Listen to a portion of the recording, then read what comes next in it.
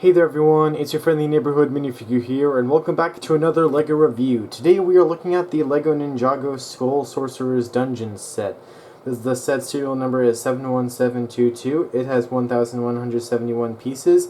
It came out in 2020, and it currently retails for $100. Now let's take a look at the minifigures here first, which we have a lot of. This is Hero Lloyd. He's got the nice dragon shield there.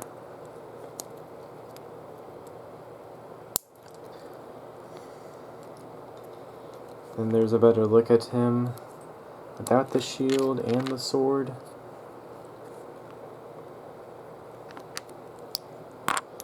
There's his face without the mask on.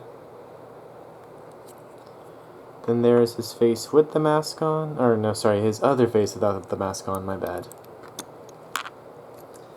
Then there's the back of the torso without the armor.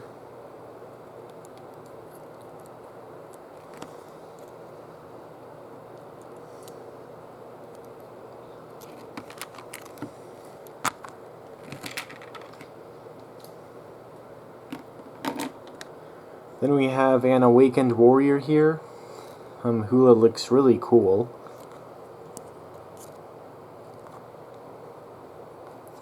Yeah, not too much to see with that minifigure. Then we have Princess Vanya, who looks really good in my opinion.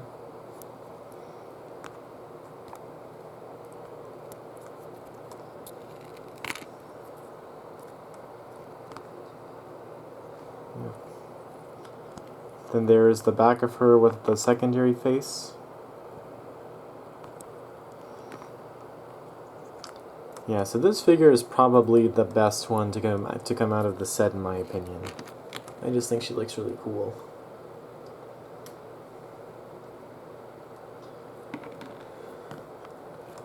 And here we have Mert,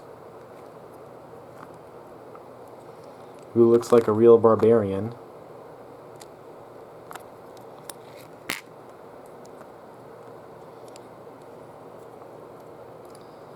There's the back of him.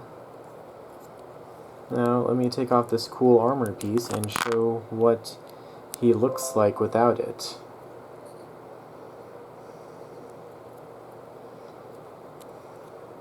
He's got some cool scales there on the back of him. Yeah, this is a really cool barbarian looking dude.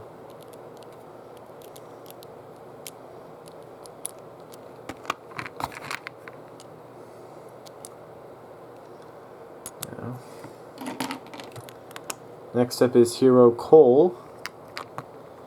He has the same shield as Lloyd. They all have the same shields really, just some are in silver and some are in gold.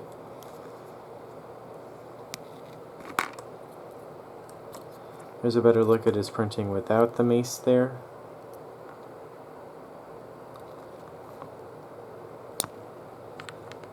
Then there's his face but without the mask on. There's his other face.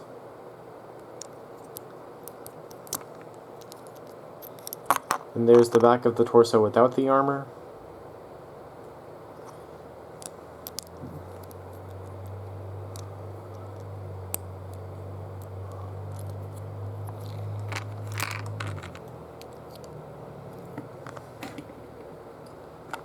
Next up we have Grinkle, who kind of reminds me of Harry Potter, kind of, in a way. He kind of makes me think of Harry Potter when I see him. Like Dobby the house elf. There's his secondary face in the back of his torso. This is a pretty good looking minifigure too. Then here is the Skull Sorcerer. Then there is the evil skull. There's a better look at the torso without the skull on him. Then there's the face without the hat on, the hat and mask. So that looks pretty good.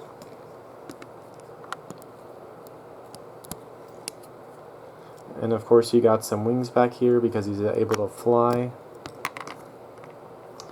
Then there's the back of the torso.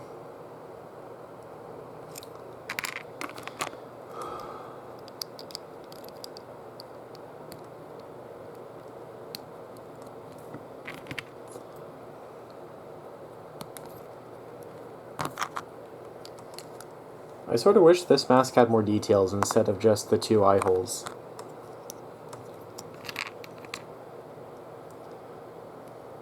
Because it looks kind of bland. And there's one last look at the skull there, which looks pretty cool. Then finally we have Hero Zane, who just has his crossbow here and his shield.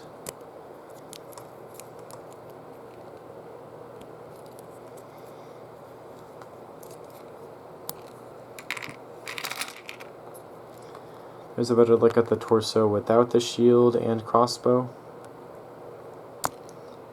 There's his face without the mask on. There's... oh yeah, right, there is no other face, just a bunch of wiring and stuff. There's the back of his torso without the armor.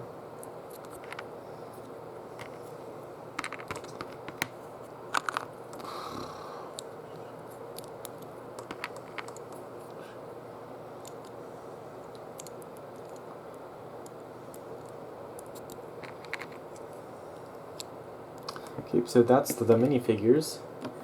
And here you have a dice thing, which doesn't go up to 6, it just goes up to 1, 2, and 3. And you have skulls or hearts, depending on who wins in the battle when they encounter each other. And you kind of just spin it and see which side it winds up on. Like for there, it was at 3 with the skull on it, so that's how that works. That's kind of cool in my opinion. Then you have two of these things here to set your heroes, and you have 3 hearts on them, which you use to indicate lives. So if a character loses their life, then the heart goes down. I don't really know whether you set characters who are currently in the game on these things or ones that are out of the game, but it's kind of cool to include these for the players. Now, on to the Skull Sorcerer's Dungeons itself, which is basically just a giant board game, as like I said. Hang on a minute, it's kind of leaning back. Let me... Alright, there we are. Alright, there, that's better. So this is the Skull Sorcerer's Dungeon, and it looks pretty cool. Up here, you have a little switch, which you can push that forward to bring these 2 pillars down, and you get the Shadow Blade of Deliverance out of there, which is just held by a single bar piece, just like that. And of course you can bring it down to bring the 2 pillars back together. Then of course you've got a bunch of tiles here. Some with green arrows to indicate that that's the starting position or a checkpoint. You've got some with skulls to put an enemy there, so that when the good guys encounter one, you roll the dice, and if it's a heart, they win. But if it's a heart, the heroes win. But if it's a skull, the heroes lose. Now this right here is probably one of the best play features of this set. Let me see, yep, there's a cool sticker there to represent a cycle or something, but that's not why it's cool. It's cool because it can do 3 things at once. By twisting this, you can make these pieces move,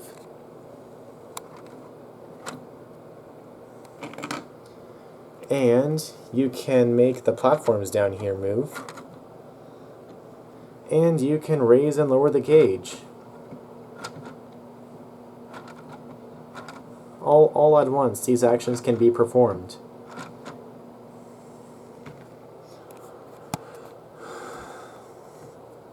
Let me see if I can get a good shot of this.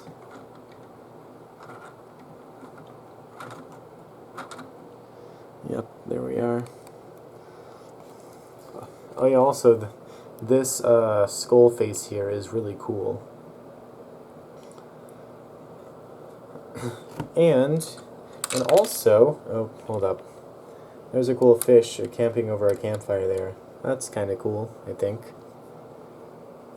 And another cool thing that this set does is you can take this tile piece and you can push it forward to open those orange doors. And out of them comes the ivory blade of deliverance, the opposite of the shadow one. I'll get a better look at that in a second. Now that is just everything we see from the front. Let's take this thing and turn it around. Ugh. Oh boy, this set is big. Okay. And we got some stuff going on behind the scenes right here as well. Here's a better look at the ivory blade of deliverance I was just talking about. It's got a cool skull handle in the same way that the shadow blade does, and the colors are inverted.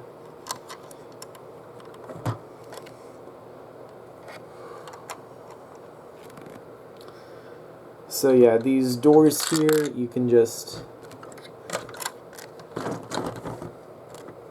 Yeah, these doors here, just take this and, yeah, just push that forward and then up they open. Then here's a bit of a better look at the mechanism, which raises and lowers the cage and the platforms and twists those things around.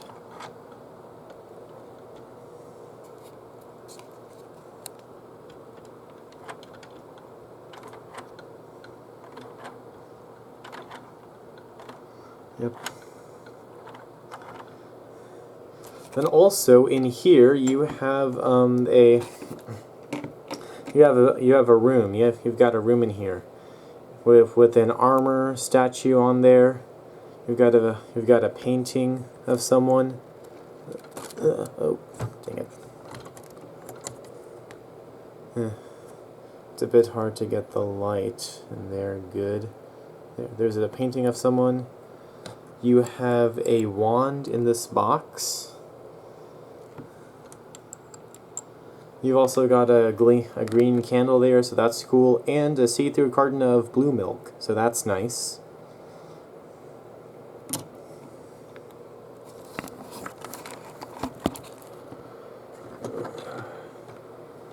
I also just want to show off the cage here real quick.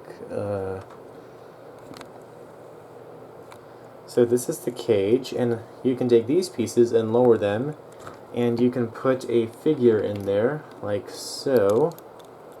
I mean, it's a bit hard to do it, but it's accomplishable.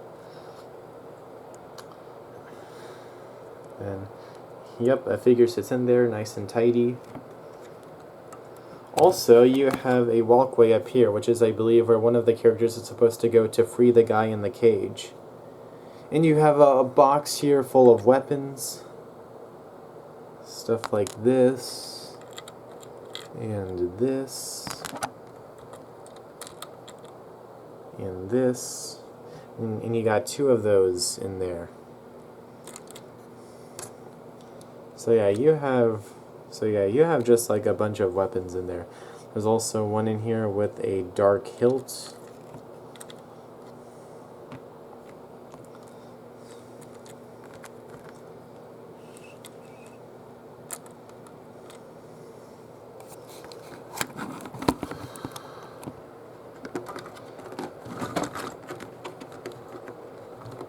Oh yeah, also, one thing that I wanted to point out,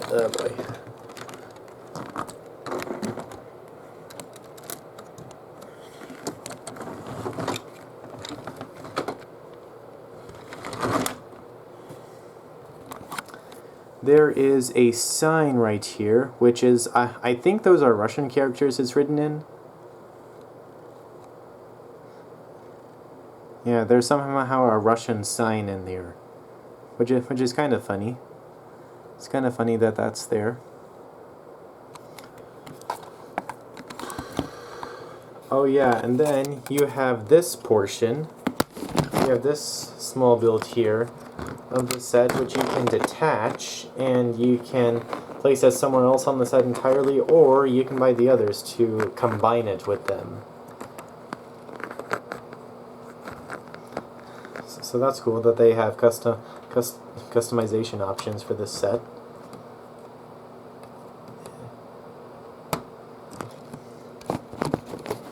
Then you've also got some hooks at the beginning as well for more connection options, connection and customization options. Oh yeah, also you have a couple of one-up hearts right here. Well, you have hearts there, which I believe are meant to give you an extra life in the event that you lose one. Oh yeah, also there's a balcony here, off to this side, which I think is kind of cool that it connects to the main room there. So overall, a very good set. The build is very cool. It takes very long, but it's worth it. I mean, it's got over 1,000 pieces, so of course it's going to be long. But the build is very impressive in my opinion. I like the skull face on the top of the mountain here. I like the way that the doors open by sliding this thing forward. And I think that's cool. The minifigures are very good as well. So this is overall a very good set, from the build to the figures. I'm not quite sure how the game works exactly. It doesn't have any worded instructions, just pictures. I would say my main complaint with this is that there are a lot of details that are very out of place for this set. Like the Russian sign, everything in the room, like it felt. Also the balcony here. It just feels like some of the stuff in this set doesn't belong here. It just feels very out of place. Oh yeah, also the lack of detail on the Skull Sorcerer's mask is something else I don't like. I really wish they had put more print on there, because there's more stuff on the character in the show than on the actual figure. Oh yeah, also this the fish cooking here, the fish that was up there cooking, that feels very out of place as well. I don't know why they put that there, but they did. Well, anyways, that was my review of the LEGO Ninjago Skull Sorcerer's Dungeon set. Hope you liked that review, and if you did, don't forget to like the video, subscribe to my channel, and ring the notification bell for new videos. Thank you.